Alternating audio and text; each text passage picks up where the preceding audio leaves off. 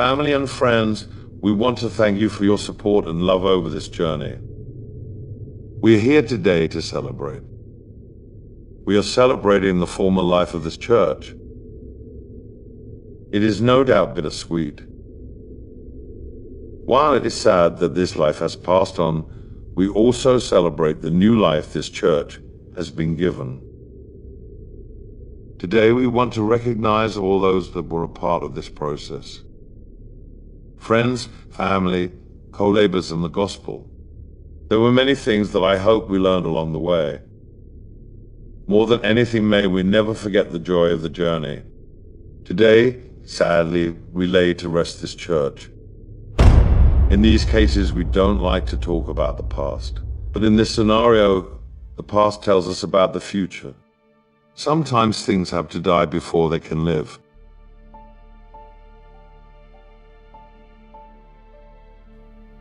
My eyes opened, weary but unable to stay closed long enough to put a weary mind and body to rest for the night. The howl of the wind outside of the RV pushed against the thin tree limbs, causing them to sound as if they may not make it through the night. Occasionally, a small extension of the closest tree would brush against the side of the RV, creating a slight scratching sound. It was a reminder that in this world that we live in, the world doesn't sleep, even though us humans must. My eyes shifted around a dark sleeping compartment, already adjusting to the night's visuals. I could hear the sounds of coyotes in the distant background. As a person that's rarely had any difficulties sleeping, I found myself frustrated on that 4th of July night. Only this year, it wasn't the fireworks going off that was keeping the facilities of my mind alert to the early hours of the morning. It was an inner tension that I felt. The tension was so gripping that sweat beads would accumulate on my forehead. I'd find myself grinding my teeth or clenching my jaw subconsciously. My appetite was limited, my mind disturbed.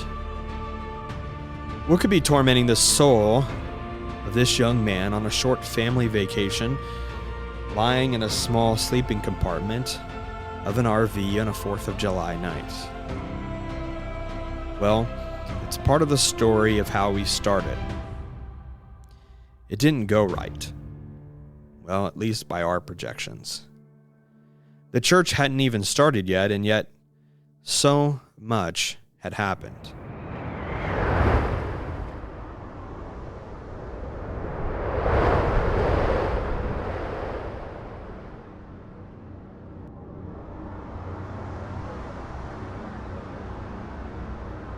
In 2017, the church that hadn't met yet was off to a troubled start. There wasn't complete support, but I actually understand why. Yet at the same time, I was tasked to follow through with the project. I look back now and I see that it was not just from humans, but it was from the Lord. I can't begin to describe the feeling of continuing to lead a church plant that is seemingly losing more and more support every day. The temptation to give up remained, but the commitment to the individuals that had stepped out and risked their names by association to it, they deserve to see this thing come to fruition. To be honest with you, the data wasn't there. The financial support was at risk, and people were growing more and more restless. As I would walk through the halls of the planting church, it was more and more difficult to have conversations deeper than the weather. Eyes would look up as they passed by. You could tell that there was more behind the glance than just a casual greeting. I would walk into groups of people that normally I would converse with on a regular basis, and conversations would stop upon my arrival. To be honest with you, I felt at times like the enemy of the state. Planting a new church out of a church that wasn't thriving was not a popular topic amongst some. My orders remained to move on. I was not told to stop. I was not given a red light. The team was more motivated than ever to press on. It didn't seem to me like the Lord had released me from this task, although I asked him multiple times that if he had, that he would put a roadblock in front of me that I couldn't overcome. So I had to remain faithful. 2 months before the launch, we didn't have a building. There was no place to meet. The planting church was running out of money, not just for this project, but altogether. Tensions mounted. A meeting was held to discuss a possible meeting place for the new church plant. Not surprisingly, that meeting turned into a conversation about shutting down the church plant altogether. Then it happened. One fateful morning, I was met with a blow that I didn't see coming. The pastor of the planting church resigned. There were moments over the past year that it felt like him and I may have been the only ones carrying the banner for the planting of this church, along with the team members that were with me. Well, the banner had officially dropped. You know that feeling you get when the wind in your lungs all of a sudden leaves? That's what it felt like. My vision left spinning as a child that just exited a wild ride on the merry-go-round. So much of my life and the lives of my team had been absorbed in the planting of this new church over the last year. I was terrified how this might affect the process. You see, I don't blame people for not understanding, but when you're not in the middle of something like this, when you haven't given yourself and invested yourself mentally and physically and emotionally and spiritually into a project this big, you don't get how paramount and how scary moments like this can be. People on the outside simply say, well, look at the logic. And I saw the logic. But drawing that line between faith, God's will, and logic was really, really hard to do in that season. The new leader of the planting church and I got together and we decided to move forward with the project. We both knew it was going to look like what we thought it might look like before, but that we would move forward in faith. I wish that I could say that that conversation was the end of the tension, but it just kept growing. I met with the team members to tell them that we were going to have to plant with almost no money. We had no building, no resources. We just had the grit of 16 people and some of their family members. 16 people focused on starting this new work for the kingdom. I was impressed with the strong, faithful response to the individuals that were not scared to face the unknown. All of their names were on the line. That didn't stop a soul. What I wish people knew is that while my heart was so invested in this new church plant, in no way did I stop caring for the planting church, my home church of the last 9 years. So much of my spiritual journey's growth and arriving at the point to where we could even do this was attributed to their faithful kingdom witness. I love the church dearly. I never wanted to do anything to hurt their ability to minister. On that night of July 4, 2017, I'll never forget that night. Just one of the many nights where I felt the crushing weight of the implications of this decision. Tensions were growing. Finances were extremely tight. Not everyone supported the decision to move forward. Leadership transitions are hard. Maybe one of the greatest tests to my leadership up until that point was this moment. Helping to honor and transition the current church to their new leadership to support in any way that I was asked or that I could. But at the same time, planting a church that within just 2 months was going to start a new kingdom work, and doing so with whatever resources that we could possibly come up with, very minimal. I'm no hero here, and I would be foolish to insinuate that I was the only one that was in a difficult position. Not even close. There was tension across the board. Not all tension was handled correctly, and I didn't handle all of my tension correctly. I can only speak for what I did. I've grown up with a chip on my shoulder. Ultimately, at times, I've let that chip be the motivation for pushing forward. Sometimes too fast. The idea that people were not in full support of the church plan grew into resentment.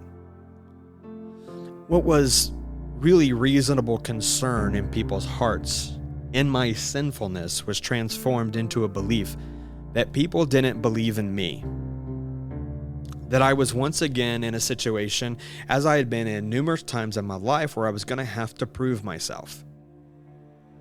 So, I did what I normally do. I reclused. I pulled away from relationships and friendships. I became cynical. I assumed the worst in each interaction I had. It was me against everyone. That's how I saw it, at least. Man, what an unhealthy position to take.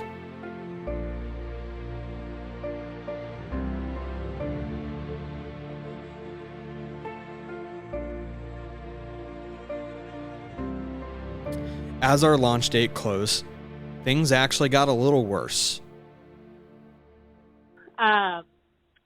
We were playing in a softball game.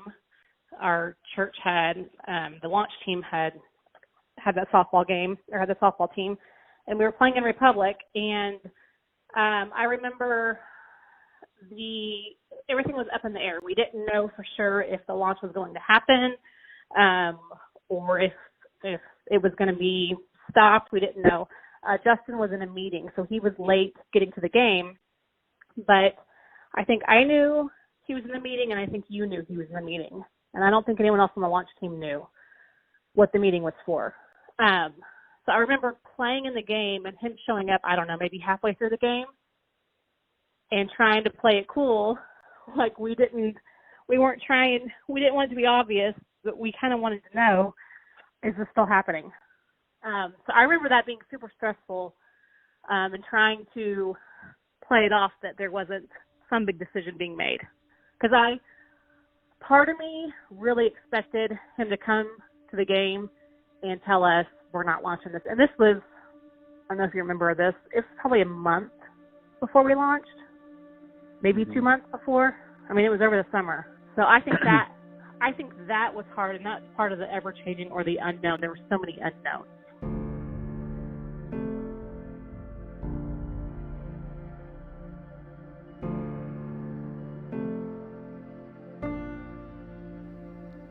There was an official meeting by the leadership team of the planting church to take a final vote on whether this should happen or not. We're talking weeks before we launched. I remember being on a ball field, a part of a softball team assembled by our launch team. This meeting was happening. I wasn't at this meeting. And I was sitting at that ball game. Not a single member on the team knew that our church plant and the possibility of it going forward was actually on the line that night due to the vote of the leadership. Only when one of my team members who served on that leadership team came back and hinted that everything was going to move forward did I know that we were still a green light to go. Probably the biggest pit in my stomach moment was when I had to attend a meeting at the sending church that was literally a board vote of whether our church plant would be allowed to happen or not. And sitting there and just praying and hoping to let it move on, and truly walking into that meeting not even knowing where anyone was at on that. I didn't know if I was going to walk out and have to go report back and say, it's over, we're done, or they're on board, or we can do it, but there's no funds. I had no idea what was going to come out of that. That was not pleasant. So that's the perfect example of what you're talking about, of being the enemy of the state. Okay, so I walk into the meeting, okay, and I'm the only advocate. You know, the rest of it's just a discussion, but I'm the only one from the launch team in the meeting. So I'm the only advocate. So we go through all that. So we leave there. Thankfully, the vote was continue on, but we don't have any funding. But if you want to continue on, go ahead. So I drive to the softball game, and the only one I can tell is you. Because otherwise, it was like playing this game of, you know, making sure that we don't make anyone look bad, but I don't know. I don't even know how to explain it. It was such a complicated thing. So I have to like kind of ease out there. I think we were like switching, like going from the dugout to the outfield, and I kind of run by you and say, we still have a church. And that was it. It's just like this weird, like, spy movie. I've got to pass you a note while I'm running by, because I can't even remember why. I think it was just trying to, I guess, be courteous, be polite, not throw anyone under the bus. But why? I don't think anyone else knew, I guess is what it was, that was even up for vote. And I think what we were trying to do is protect unity. Yeah. Because it could be taken the wrong way, that the sending church would, because we had our own emotions that we were struggling with, right? That's what it was, because, yeah. Like, we're already fighting our flesh and this frustration with being sent out on a mission and then it being halted. And so it's almost like, okay, we're going to put the weight of this on us, but that there may be some on the team that won't handle or are not in a place to handle the realities of the back and forth pull. You take some of that on for them. I mean, I can see where, you know, the financial strain of that, the sending church wasn't in a place to be able to handle it. I get it. I was on the board. I saw what was happening in there. But that's spot on. I mean, if you don't have that information, you just can't process, you know, through what's going on, and you just wind up, you know, getting resentful. Yeah, it's a difficult spot, and we understood why it was a difficult challenge for them to be in, but we still felt an obligation to continue on. This is the thing that I wish everyone could have known 5 years ago. I was always going to be obedient to whatever the leadership wanted to do. I was not going to rebel and do something against their will. If they chose to shut it down, I would have complied. It would have been hard. It would have been difficult just 2 to 3 weeks before we launched. But the last thing I wanted was disunity. I got why these conversations were happening. In the same position, I probably would have had the same talks. And then that's the thing that I wish that everyone could have saw. I didn't want to be the enemy of the state, the leader of the perceived rebellion. I just wanted to do what God was asking. The Lord would manage these tensions when they were at their worst. I believe His will was accomplished. The church was planted on September 10th, 2017. The planting church went on to install their new leadership and has thrived ever since. Our expected budget of $70,000 for the plant became $15,000. Our building lease became the rental of a few small rooms of a local recreational center. Our meetings had to be held on Sunday nights because there was already a church that was meeting there on Sunday mornings. Nothing was like what we had imagined. But isn't that the way it always goes when you're following the Lord? When should a story ever go? Just according to how I plotted out every detail. It never goes like that. You see, there were lessons to learn for me. I was prideful. I was overconfident. Honestly, I was unprepared for what I was about to do. I'm astonished that people believed in someone as raw as I was. I'm surprised, honestly, that people followed me. It was the sovereignty and the guidance of the Lord. I may never understand why he chose me, other than maybe I was the least qualified amongst them all. I needed to take the hard road. I needed to experience the tensions of being caught in between two sides. I needed to learn how to balance relationships in the midst of trials. I needed to know how to turn to the Lord on nights like that lonely July 4th. I needed to be brought to the end of myself. Only then, when fully on empty, could I be out of the way for God to do in me what he fully needed to do. I'm so thankful for God's grace. I didn't plant a church. A team didn't plant a church. An existing church really didn't plant a new church. God planted a church. He did it all. Every single part. This wasn't the start we wanted. It would have been great to have more money. Of course, it would have been great to have a better situation and conditions and no surprises along the way. But that's not what we got. We got what we needed. I got what I needed. A reality check.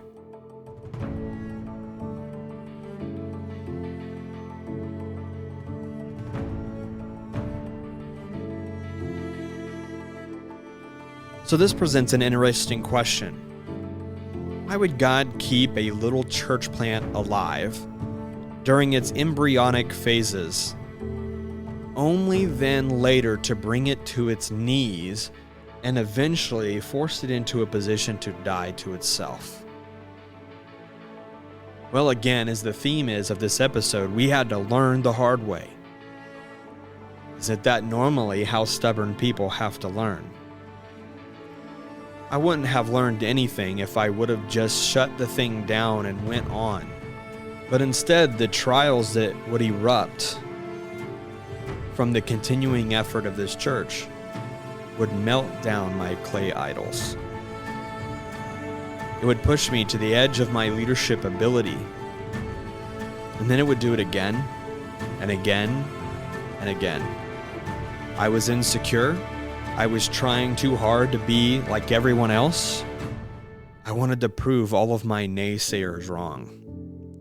What's so ironic about that is that the group of people perceivably rooting against me at that time is so much significantly smaller than the group that exists today. And to be honest with you, if I do my job right, it's going to get massively larger. I'm ready to say some pretty controversial things. I'm ready to dive headfirst into the absolute ugliness that is going on, that I contributed to. Not anymore, though. I won't do it. You'll have to kill me to participate in it. It's time to get the church turned around. Or die trying.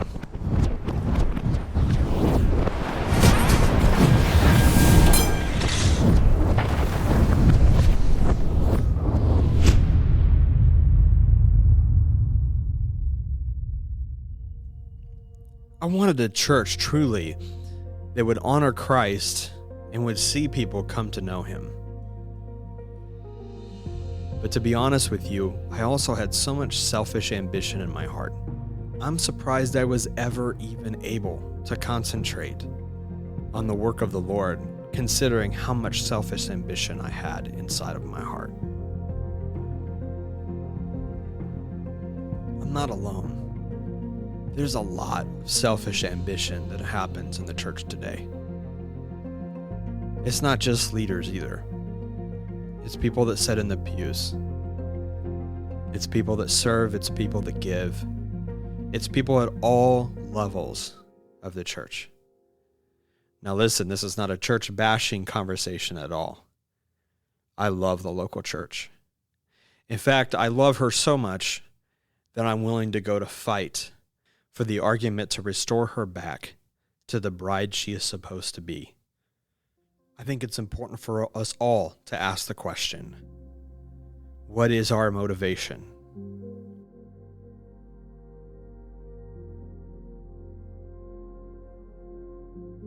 And here's my thing too, is, you're out to prove something, but then at the same time, in my mind, I'm thinking, well, what do I need to prayerfully consider? I'm on God's side. I'm planning it. We're planning a church for him. I'm on his side. What else do I need to, this has to be right. Well, but your heart's not right. And so that's the whole problem. The stubbornness in my own heart. And I think that was a problem. Because I feel like let me just speak for myself. I feel like I probably missed prayerfully seeking at a certain point in the process. I think I began missing prayerfully seeking God's will for what he wanted this church to be, because I was so bent on making sure it happened at all costs. It became a pride thing, probably.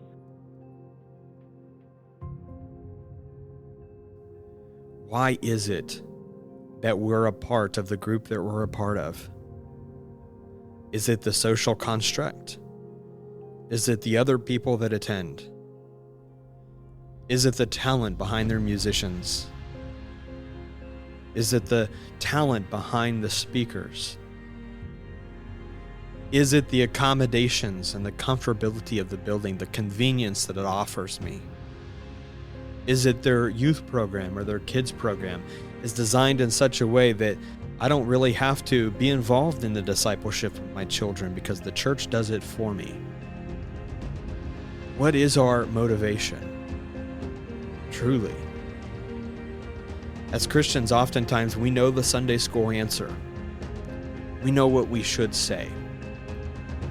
We know that the answer should be that we want to see people get saved. But what exactly are they getting saved to? Are we presenting to them the true gospel of Jesus Christ, one that bids them to come and die to themselves? Or are we presenting to them some candy-coated version of how the gospel is going to prosper them and make them better and provide something for them?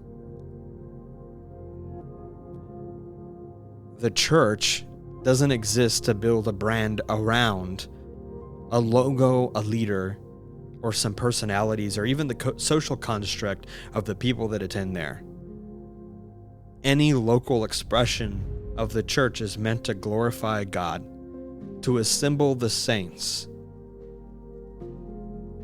Really, the church exists to disciple believers. If you just stick to discipleship, people will come to find Christ. God will save them in our midst. It's not our job to convert. It's our job to disciple. The Lord calls those whom he wills to himself. He does that through the process of discipleship. He does that as the church lifts up and glorifies him. It's time to get back to what we're originally supposed to do. It's time to turn off the fog machines, hang up the show, put away the costumes, kill the pomp and circumstance, and just simply get back to what we've been asked to do. call sinners to repentance by the word of God, proclaim the gospel on earth, bid them come and die. This is the church that had to die.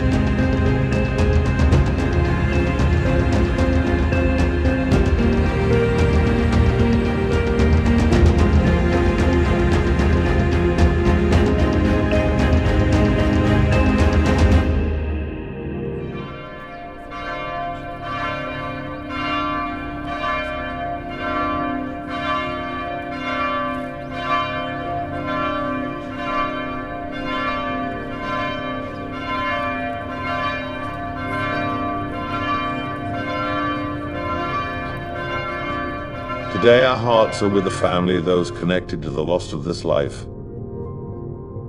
What you'll be able to take into the days ahead is the lessons you've learned and the memories of God's goodness in the midst of human failure. Today we lay to rest Life Church, the church that didn't start that way that was wanted, but died the way it needed to die. God bless and Godspeed. Rest in peace, our old friend.